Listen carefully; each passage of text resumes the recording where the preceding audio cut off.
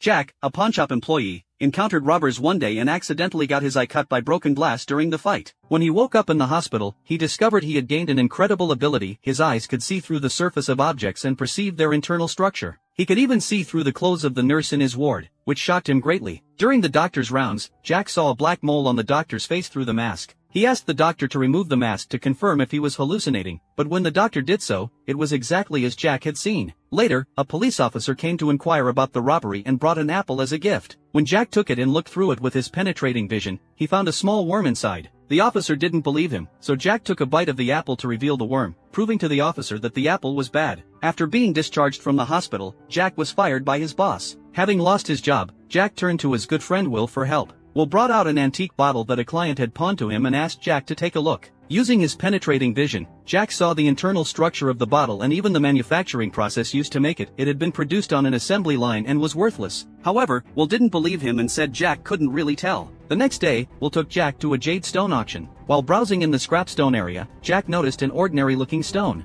Using his penetrating vision, he discovered that it contained a large piece of jade inside. However, Henry, who was standing nearby, thought it was a worthless scrap stone with little green on the surface and many cracks. Despite this, Jack still spent $3,000 to buy it and asked the staff to draw 3 cutting lines on the stone, preparing to cut it. Everyone present did not believe that an ordinary stone could yield jade unless a miracle happened. Indeed, the first cut revealed nothing, indicating a low probability of finding jade. The boss comforted Jack, telling him not to be sad, but Jack calmly instructed them to make the second cut down the middle. The second cut yielded a piece of jade worth $100,000. At this point, Henry advised Jack to quit while he was ahead, saying that if the next cut didn't reveal green, the jade would be worth less than $1,000. However, Jack wanted to continue with the third cut. As the next cut was made, everyone became nervous. When the third cut was completed, everyone was amazed because a complete piece of jade was revealed. Behind the fog-like crystal was a large piece of top-quality icy jadeite with a bright green color. Such a large piece of icy jadeite immediately attracted a buyer who offered $18 million for it. Jack's initial $3,000 investment had multiplied by 6,000 times. Jack and Will sat in Henry's car, shaking their heads and swaying as they counted the balance on their phones.